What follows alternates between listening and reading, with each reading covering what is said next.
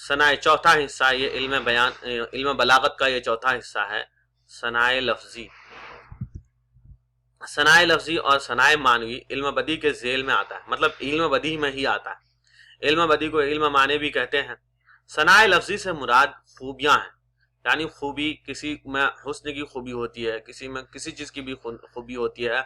इन खूबियों को लफ्जों में हुनरमंदी के साथ पिरोने को या वजूद में लाने को हाँ इल्म माने कहते हैं, या इल्म बदी कहते हैं, या सनाए लफ्जी कहते हैं। बाज उलमा ने इन खूबियों को कलाम के हुस्न आरजी से ताबीर किया है। इन खूबियों को मतलब सनाए लफ्जी को हुस्न ताबीर किया है, हुस्न को आरजी ताबीर किया है। लेकिन हकीकत यह है, लफ्जों की इन खूबियों की वजह से कलाम खुशगवार हो जाता है, मतलब कलाम में हुस्न आ जाता है। बाज औकात यही लफ्जी खूबियां कलाम की फिक्री और मानवी सिफत को भी चमका देती है। ये जायद खूबियां अगर हमारे जहन के कलाम के माने और महासिन की तरफ ले जाए तो उन्हें सनाए मानवी कहेंगे। अगर इनसे हमारा जहन अल्फाज की ज़ाहिरी खूबियों की तरफ मायल हो तो उन्हें सनाए लफ्जी कहेंगे। सनाए लफ्जी के जिक्र में हम आसानी के लिए दो हिस्से तकसीम करेंगे। उन खूबियों में सबसे पहली खूबी जो है, सनाए लफ्जी में सबसे पहली खूबी जो है, दो हिस्सों में तकसीम किया है। उनमें जो खूबियां हैं उनको बयान करते हैं।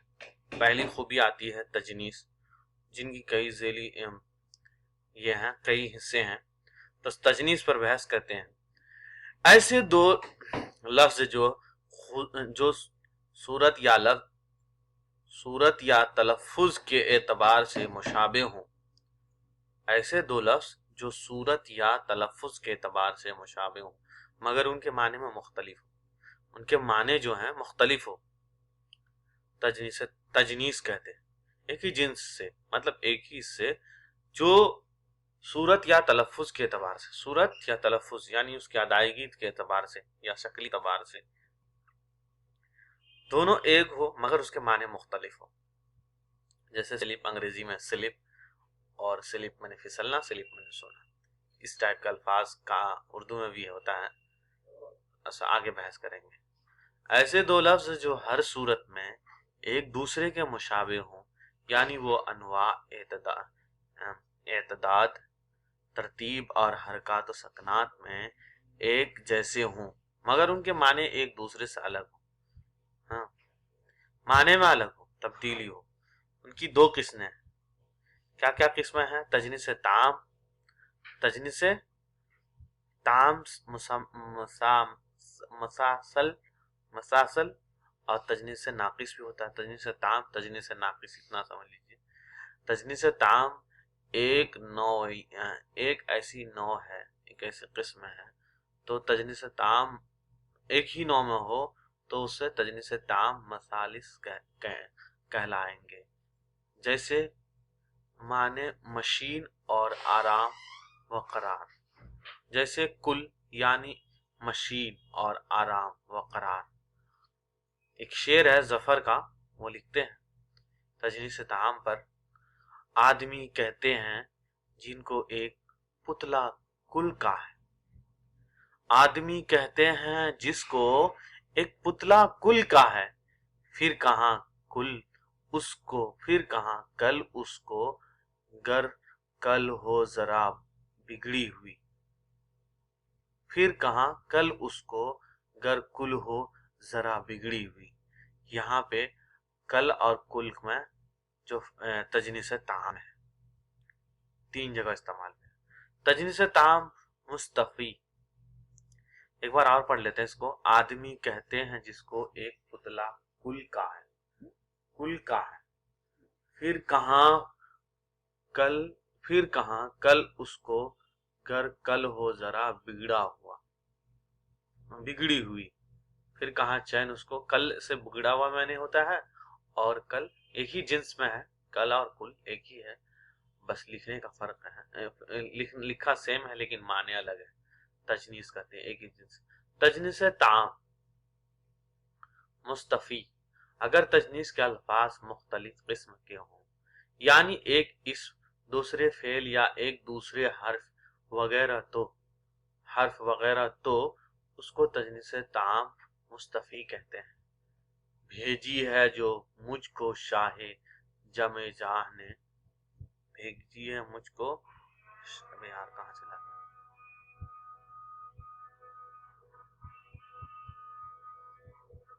سوری تھوڑا سا یہ ہو گیا، بتا رہے سر آپ۔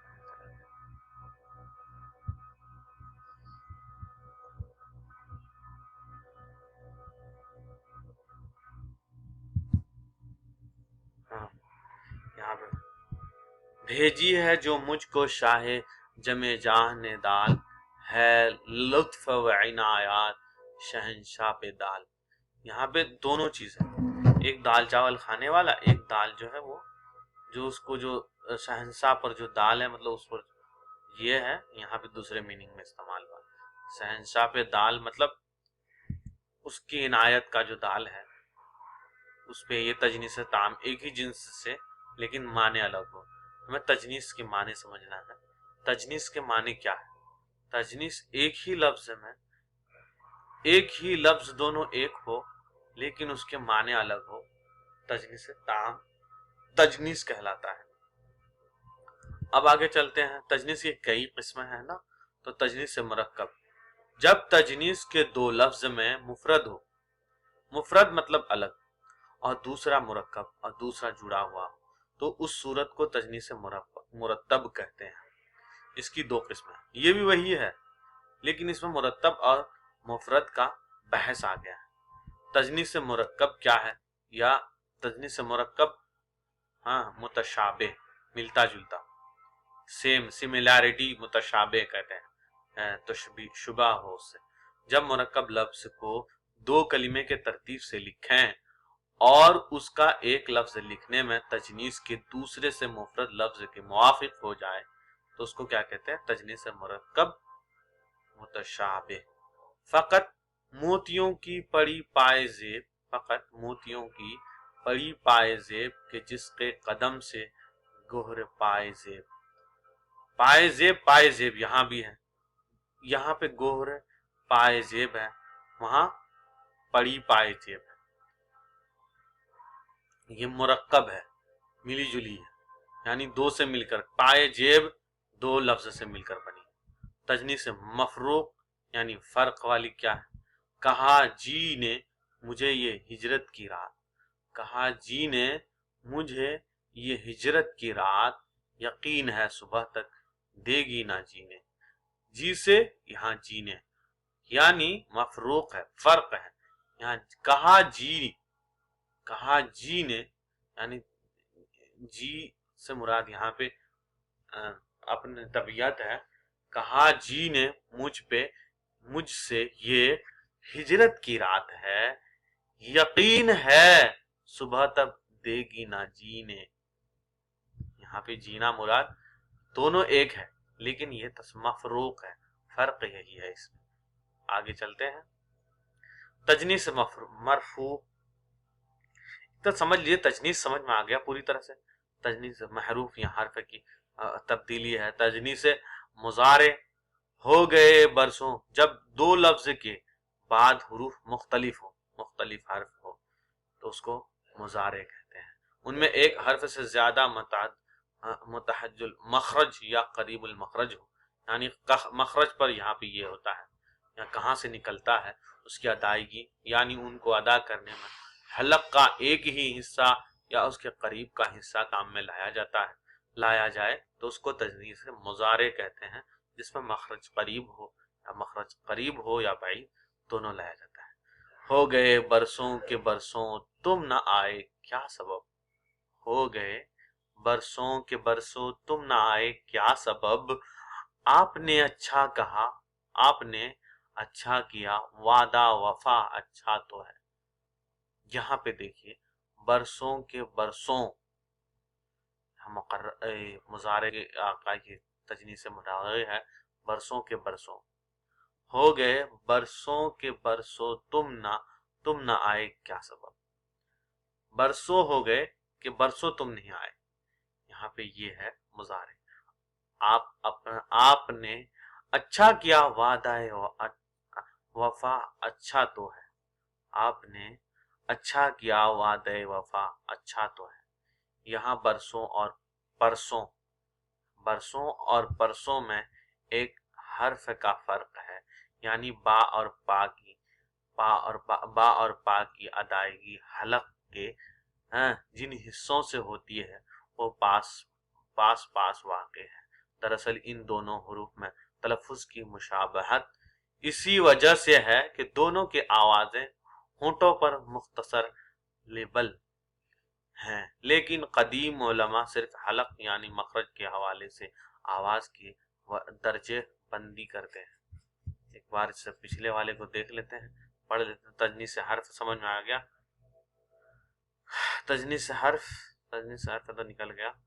اب آگے دیکھیں، سوری کمپلیٹ نہیں ہوئی.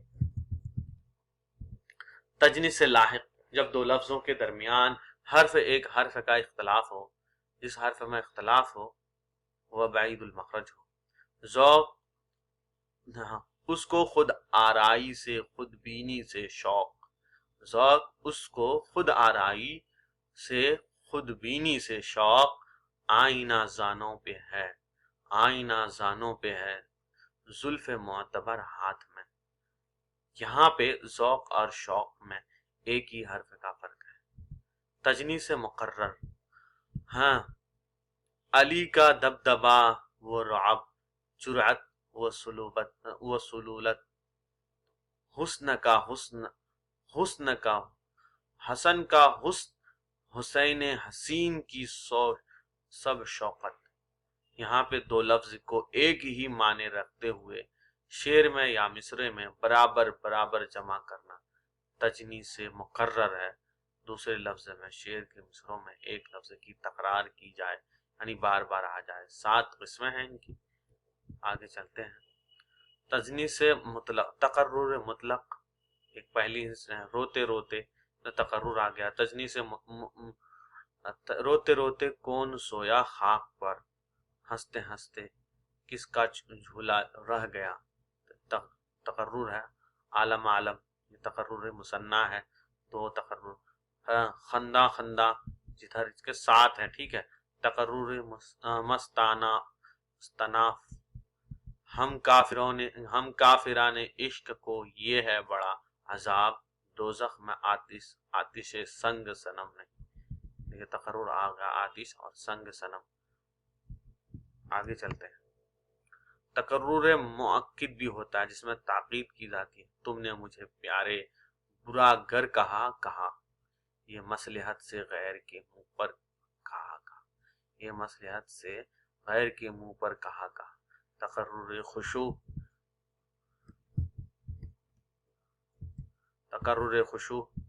چلیے اس طرح تقرر قلب کو پڑھتے ہیں. قلب کیا ہوتا ہے؟ 2 لفظوں کے حروف ترتیب میں یکساں ہوں مگر حروف کی تقدیم و تاخیر میں اس طرح کر دیا جائے کہ جو حرف پہلے لفظ میں مقدم ہو دوسرے لفظ میں مؤخر ہو. اسے مندرجہ ذیل قسمیں ہیں. مقلوب القلوب، جب لفظ کے تمام حروف الگ ترتیب الٹ دیے جائیں. قلب، وصف اس سرر چشیم کا کوئی لکھے یا پڑھے. شعر ہے قلب کی اس پر سمجھنے پر. وصف اس سرر شیم کا کوئی لکھے یا پڑھے، ذہن دوڑے صورت رفرت چلے فرار زباں. رف اور فرر کے حروف عالت ترتیب الٹے ہیں. مقلوب باز، جب ایک لفظ کے بعض حروف کو ترتیب الٹ دی جائے تو رقیب کا کلام آ جاتا ہے. مقلوب بہت طرح کے ہوتے ہیں. مقلوب ویسے کم پوچھا جاتا ہے، قلوب کو کم پوچھا جاتا ہے. اور آگے چلتے ہیں. مصلحت صنعت تصحیف، اس کے لغوی معنی ہیں غلط لکھنا. شاعر ایسے الفاظ استعمال کر لے کہ اگر اس میں نقطوں کا تغیر ہو جائے تو اسے دوسرے لفظ میں بن جاتا ہے، دوسرا لفظ بن جاتا ہے. ٹھیک ہے. जो मदह है वही जो बन जाता है, बन जाए तो